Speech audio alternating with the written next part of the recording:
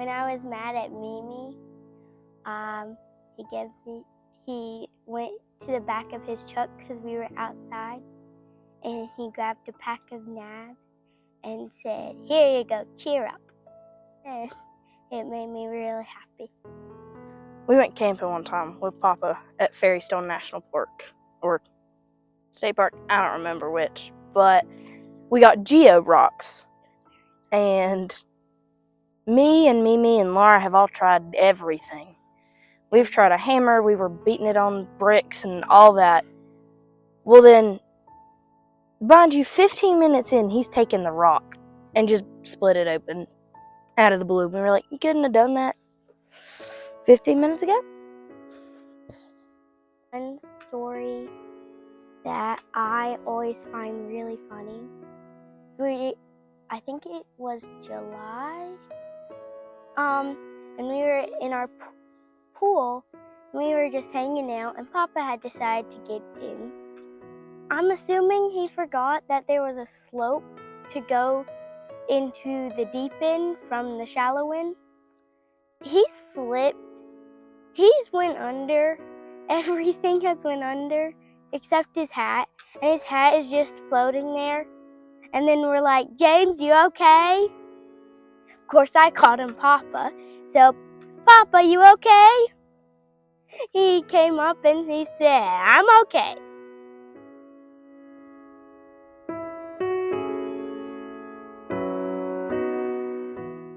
It means just so much. I don't know how to describe it. It just, to me, it kind of means like I'm holding up what he built into like what this track is mostly focused on is Jesus. And he was a really big believer in Jesus. And I just think that when it means to race here is you have fun. We talk about, you get to learn so much about Jesus that you think you kind of are like James Jr. I don't know how to put it. I get to do something that he loved, and I get to, even though he's not here, I get to do something that I know he would have done had he still been here.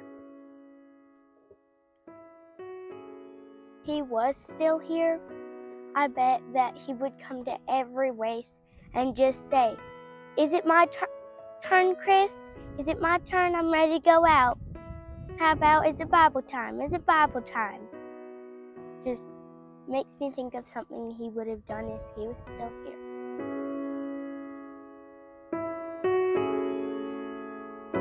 My dad would be the funniest guy in the room. Didn't matter if it was supposed to be serious or if it was supposed to be a somber moment.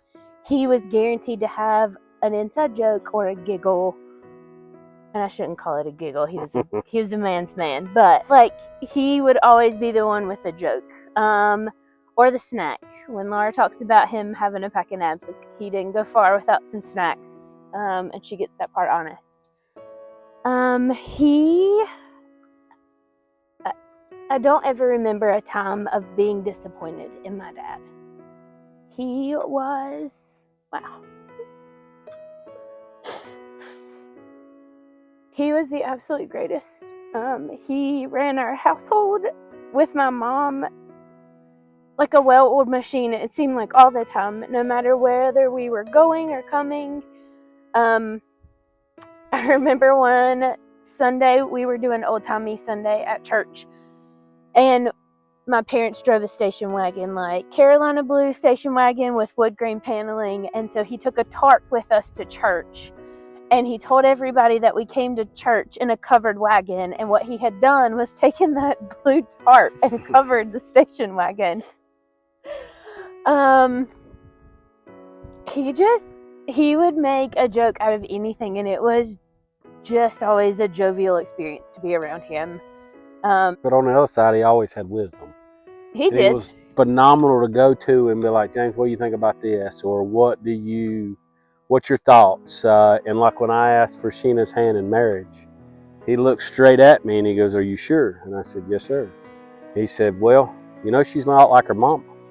And then he said, well, there's no use one man being happy all his life, so might as well go ahead and get married to her. He did a family beach trip every year, and my mom doesn't swim, just doesn't know how, but my dad would take me and my little brother into the ocean no matter what, and we would find the most random things to play with. Probably the most redneck thing we ever played with, he would find seaweed floating in the ocean and he would stuff it in his empty dip can and he would throw it and we would toss it back and forth like a frisbee. But he could always find something for us to do no matter what things were at hand. And he loved this. This right here. I think he would have been amazed at what this turned out to be. Yes. We used to, and I say we, my little brother and my dad were way more into go-karts than I was growing up, but they would race on Friday nights at one of the other volunteer firemen's house. They had a track behind the house.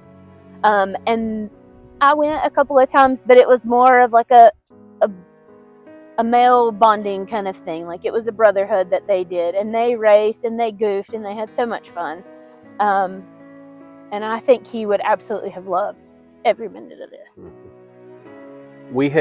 They had built, James and Rex built a track at the house, and we called it Red Dirt Racing. Sunday after church, we'd all be out there, and there was a whole group of us, from Chris Brown to Charles Norman to all of us, and he had yard carts. Some of us had yard carts and some of us had racing frames, and we would race around the house. And so we still had all our racing stuff from back in the days. And then fast forward, he called me, he said, hey, Chris Brown's going to start something big called God's Garage.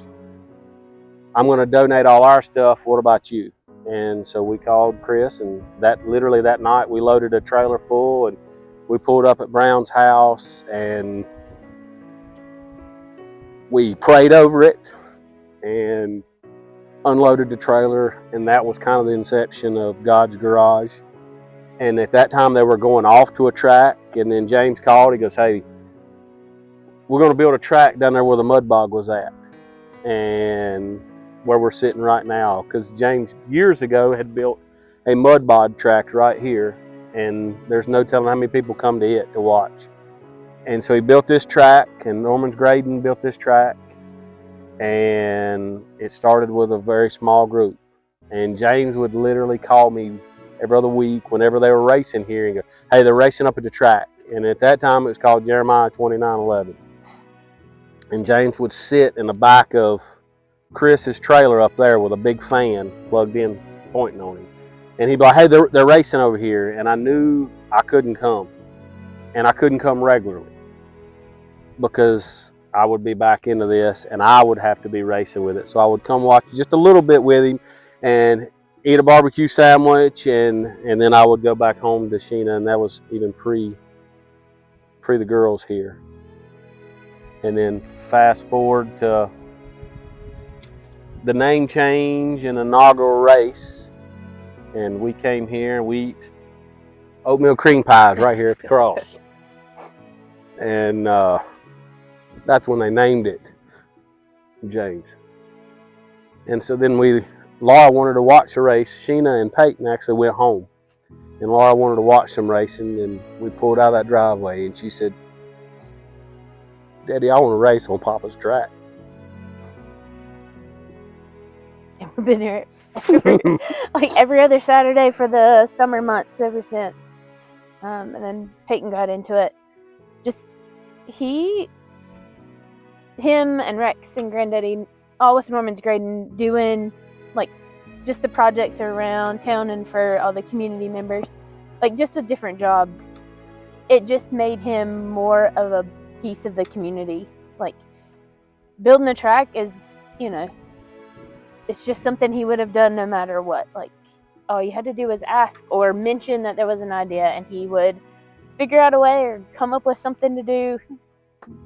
But to have the crowd that we have on Saturdays for races get to race around the track that he helped build and prepare for. and bringing people to the Lord. I mean, we had baptism right here. That it doesn't get much better. People getting saved here in James's memory, really.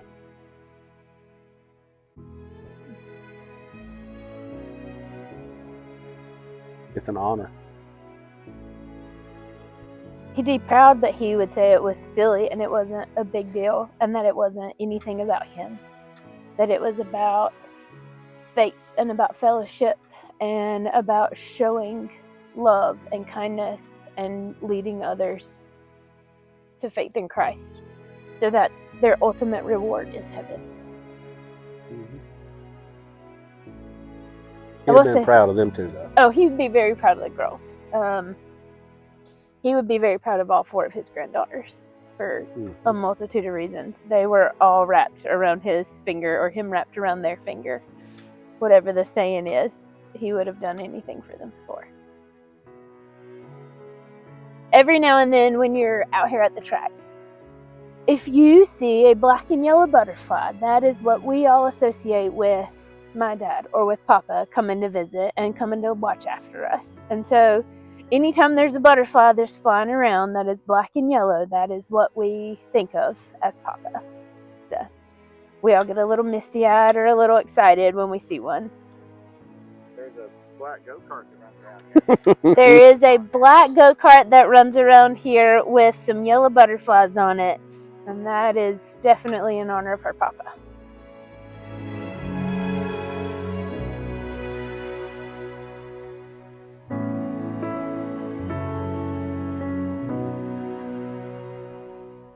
To James Norman Raceway, if your number one thing, if top priority is racing, you're missing the point of why the man built the racetrack, to be honest. You're missing the point of why we're all here tonight. I promise you I love go-kart racing, y'all know I do. But the Lord is more important. And a friend of mine, James Norman, he and I talked, and James and I, we used to race go-karts together back in the early 90s. And we've been friends as long as I can remember. And so he and I talked a lot. I mean, he was somebody that always loved me. And for the last several years, he tried to point me toward the Lord. He was a huge encouragement. And he and I talked, and I told him about somebody who was after me wanting a racetrack, because he and I and some other people, there were several of us, we built a racetrack like in 91 or 92, somewhere in there. We built one down the road. And I talked to him about it, and I said, I don't want to do that. Do not. And next thing I know, a few weeks later, he calls me one day and says, hey, you at the shop? And I said, yeah. And he said, well, right down here at the ball field a minute, I need some help. I said, okay, I'll be right there. It's a 3-minute drive. And so I run down there and I pull up, and he has built a racetrack. Oh, wow. And I said, James, what have you done? And he said, do you think this will work? And I said, well, yeah, it'll work. I said, but James, I don't know what to do. I don't have money to pay you with. And he said, I just want to know if it'll work. And I said, yes, James, it'll work. I said, but look, all this costed money, because there was a lot of grading had to be done. Oh, yeah. And I said, but I'm going to have to sell chicken tickets or gun tickets or something to raise money. I'll pay you someday, but I don't have any money to pay you with. How much do I owe you? And he says, looks like it's paid for. And he got in his truck and drove off, left me standing there. Oh, wow. and I just stood there and cried. James had a generous heart, helping launch God's Garage by donating go-karts and building and donating the racetrack that continues creating memories to this day. But above all, his greatest joy was his faith and his family. He adored his wife, loved his children, and cherished being known as Papa to his granddaughters. James leaves behind a legacy of faith, love, generosity, hard work, and family.